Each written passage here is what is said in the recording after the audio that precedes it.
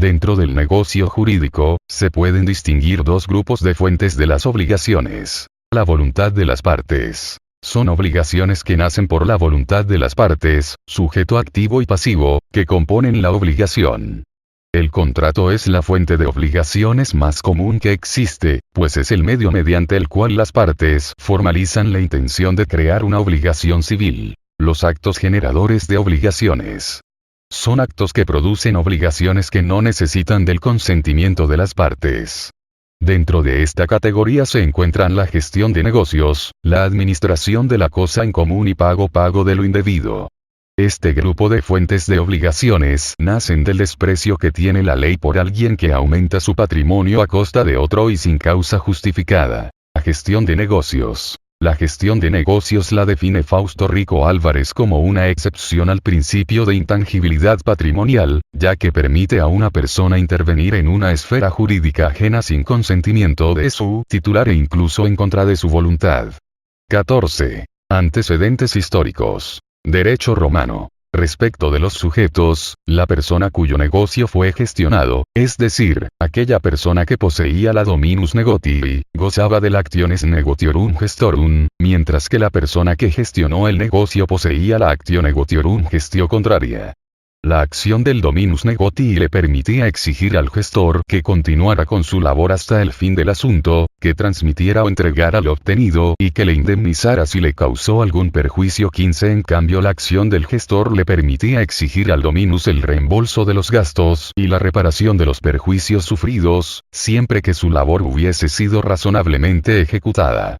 16. Los romanistas consideran que la gestión de negocio es un cuasicontrato que tiene su origen en ámbito procesal, pues una persona intervenía en juicio en favor de otra. Por lo que respecta del derecho de Justinianio, este consideró que la ratificación sobre la gestión surtía efectos por disposición del mandato. Código de Napoleón. En el capítulo de lo relativo a los cuasicontratos, el artículo 1372 establece que cuando voluntariamente se maneja un negocio ajeno, bien sea a sabiendas del dueño del negocio, o sea ignorándolo el que lo maneja contrae la obligación tácita de continuar en el cargo que se tomó y de concluirlo hasta que el propietario se haya en estado de disponer por sí mismo acerca de tal negocio. Debe también encargarse de todas las cosas que dependan del mismo asunto. Se sujeta a todas las obligaciones que resultarían de un mandato expreso que le hubiese dado el propietario. 17. No obstante, los juristas franceses consideraron que la gestión de negocios, cuando una persona ajena intervenía con la creencia de que era propio siendo falsa la relación. Es decir, esta fuente de la obligación tiene un elemento de intención que la caracteriza que no prevé el Código de Napoleón. Código Civil Alemán, Bürgerliches Gesetzbuch, BGB. El BGB distingue entre la gestión de negocios por el que se encomienda un asunto, y la gestión de negocios sin mandato, la cual es un hecho jurídico, definida como 677.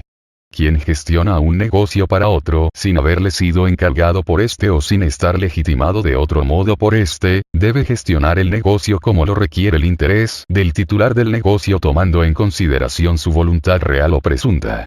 18. No obstante, el BGB establece que no habrá gestión de negocios si el gestor atiende un asunto ajeno pensando que era propio. Sobre la gestión de negocios en la legislación mexicana, el Código de 1884 estableció en el título del mandato en el artículo 2416 que bajo el nombre de mandato oficioso o de gestión de negocios, se comprende todos los actos que por oficiosidad y sin mandato expreso, sino solo presunto, desempeña una persona a favor de otra que está ausente o impedida a atender sus cosas propias. 19. El código vigente establece en el libro cuarto de las obligaciones, capítulo cuarto, de la gestión de negocios en el artículo 1896 que el que sin mandato y sin estar obligado a ello encarga de un asunto de otro, debe obrar conforme a los intereses del dueño del negocio. Don Fausto Rico Álvarez en su libro Tratado Teórico Práctico de Derecho de Obligaciones realiza un análisis del artículo 1896 del Código Civil de la Ciudad de México. El que sin mandato, ausencia de mandato, en esta primera parte del artículo resulta importante considerar que mandato es un contrato según el artículo 2546 del Código Civil de la Ciudad de México. Debido a lo anterior, el mandato es un contrato y la gestión de negocios surge de la actuación voluntaria de una persona. 20. Sin estar obligado. Ausencia de obligación. Debido a que la gestión de negocios involucra la participación espontánea y no implica una obligación, carece de sentido, por lo que podría suprimirse la primera parte del artículo, el que sin mandato y sin estar obligado, y no se altera el contenido. Se encarga de un asunto de otro. Asunto debe entenderse como cualquier hecho material o jurídico, o cualquier acto que involucre al dueño del negocio. Obra conforme a los intereses del dueño del negocio. Respecto de esta sección, la negotiorum gestio debe producirse en interés objetivo del patrimonio del dominus. Este apartado resulta controversial, pues según autores como en Exerus, la gestión de negocios tiene que se conforme, objetivamente, al interés del dueño.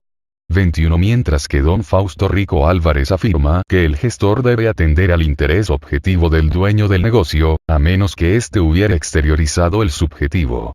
22. Por lo que respecta a Manuel Borja Soriano, en su libro Teoría General de las Obligaciones, opina que las razones de establecer que la gestión de negocios opera sin mandato u sin obligación recae sobre dos razones. La primera, porque la gestión de negocios es muchas veces necesaria y urgente hasta tal punto, que no habría tiempo para llenar todos los requisitos que se exigen en el citado título. Y la segunda, porque cuando la ausencia o impedimento es momentáneo o temporal y no se ignora la existencia ni el lugar donde reside el dueño de los negocios, no proceden las disposiciones relativas a ausentes e ignorados, y puede, sin embargo, ser necesaria la intervención extraña para evitar el daño. 23. Consecuencias jurídicas de la gestión de negocios. La gestión de negocios produce efectos para el gestor, el dueño del negocio, y permite entablar relaciones jurídicas con terceros. Daño resarcible. Toda persona que por culpa, dolo, impericia o negligencia cause un daño a otro, tiene la responsabilidad de repararlo. Comúnmente, se conoce a este concepto como el delito y el cuasidelito. Bajo la figura del delito, la persona tiene una responsabilidad civil resarcitoria adicional a las consecuencias penales que pueda tener su acción. En cuanto a los cuasidelitos, son actos que, aunque quizás no penables por no cumplir con los requerimientos de la teoría del delito, causaron un daño y debe ser reparado de la ley. La ley es por sí sola, generadora de jurídicas obligaciones. Por ejemplo, la ley obliga a las personas a pagar impuestos.